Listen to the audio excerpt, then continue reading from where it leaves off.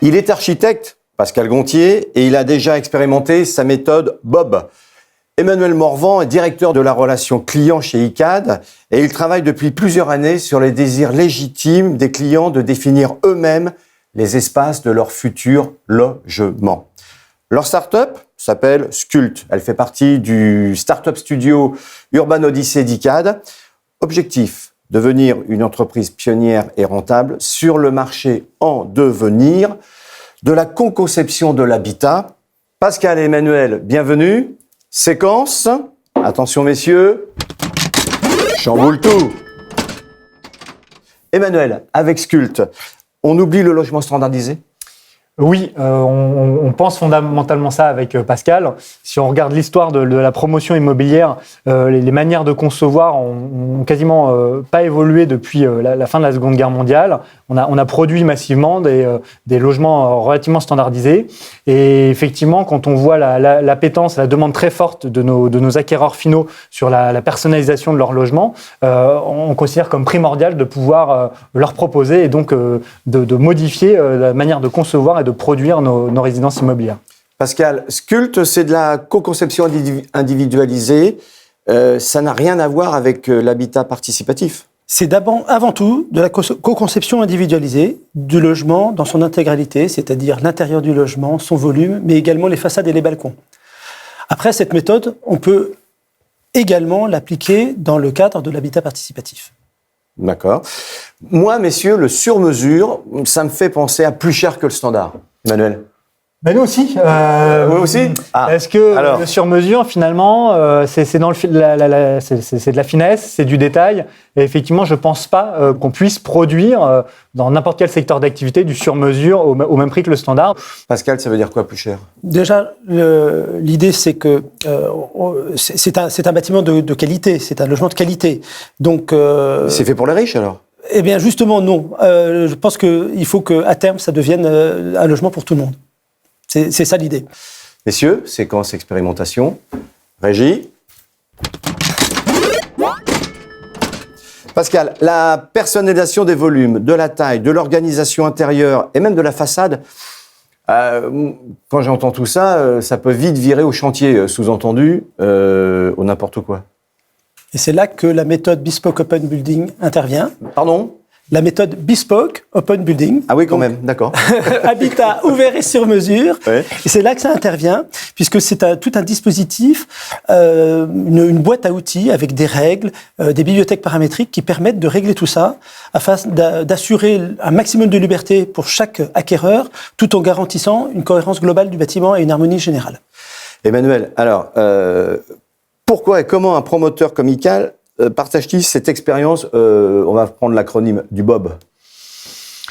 Parce qu'il sent cette tendance qui est de plus en plus prégnante chez ses clients. Donc, effectivement, moi, au syndicat, j'avais monté et mené une expérience intrapreneuriale autour de la personnalisation de logement qui s'appelle Imaginome, qui est aujourd'hui déployée et qui fonctionne très bien. Donc, on se concentrait plutôt sur l'intérieur des logements. Mais effectivement, la complémentarité de s'associer avec Pascal sur ce qu'il propose au travers de Bespoke Open Building, c'est génial parce que finalement, là, on ouvre complètement le champ des possibles. On n'est plus que sur l'intérieur du logement, mais on est vraiment sur son volume. Volume, on entend horizontal et vertical, hein, une logique de simplex, duplex, triplex, qu'on n'a pas du tout aujourd'hui dans nos logiques de logement neuf, et donc d'habitation intérieure, de façade et de surface extérieure. Et ça, c'est génial. Messieurs, c'est l'instant du quiz.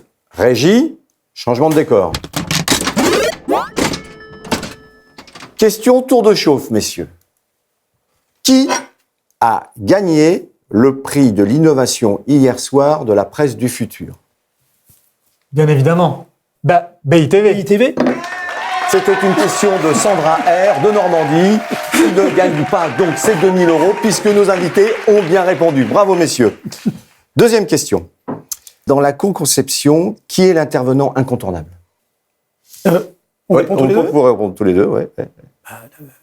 L'acquéreur, l'habitant. Bravo. Non, mais je pense que c'était bon de le répéter, que c'est l'utilisateur final. Hein, voilà, bravo, très très bien. 1-0. Ah oui, Ah oui, d'accord, je savais pas. Ah oui, d'accord. Ah oui, je vous l'avais pas dit. Tu vas être une équipe, nous. Eh ben voilà. Eh ben moi, je suis un casseur d'équipe. Ah, d'accord, ok, très bien. Deuxième question. Quel est le top 3 de la pièce préférée des Français? De la pièce préférée des Français. Ouais, dans un Alors, logement. bip. Oui. La cuisine? Séjour, cuisine, chambre à coucher. Séjour, cuisine, chambre. Pascal? Cuisine, séjour, salle de bain.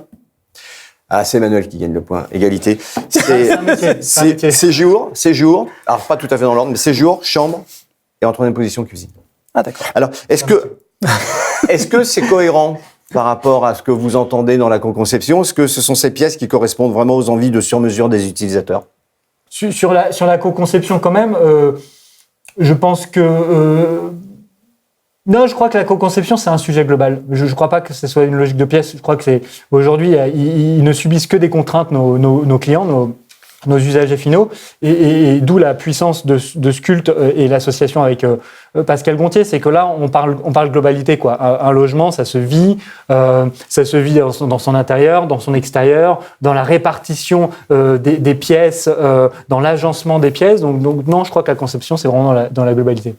On continue le quiz. Troisième question, donc il va falloir vous départager. Vous êtes à égalité, un partout. Quelle est la pièce préférée des Français qui apparaît comme un lieu d'échange, de dialogue, de confidence et d'annonce de grandes nouvelles, bonnes ou mauvaises, on ne sait pas. C'est peut-être là qu'apparaît la cuisine, justement. Les toilettes. Alors, Pascal, La cuisine. Emmanuel, Je reste sur mon séjour.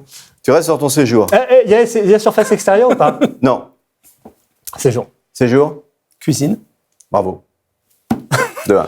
Je savais qu'elle était quelque part, quand même, la cuisine. Hein. Pourquoi, à ton avis? Il y a Pourquoi pas le séjour, toi? Parce que le séjour, il a tendance à disparaître compte tenu des surfaces très très petites des logements habituels. Donc Mais justement, la cuisine redevient la pièce à vivre comme autrefois, je pense que c'est une tendance. avec une table et tout le monde autour de la table. Exactement. Justement, c'est ça, un petit peu ça l'idée. Voilà. Fin du quiz, Régie. Merci Emmanuel, merci Pascal. Merci à toi. Merci. Pascal Gontier est aussi auteur. Dans son livre Home, on retrouve l'habitat ouvert et sur mesure, on retrouve sa méthode Bob et ses outils, et aussi l'expérimentation d'un groupe de co-conception qui a créé en mode cadavre et ski, vous savez, l'un commence, l'autre continue, avec en toile de fond, toujours, le désir fort de concevoir soi-même son lieu intime qu'est le logement. Bonne lecture.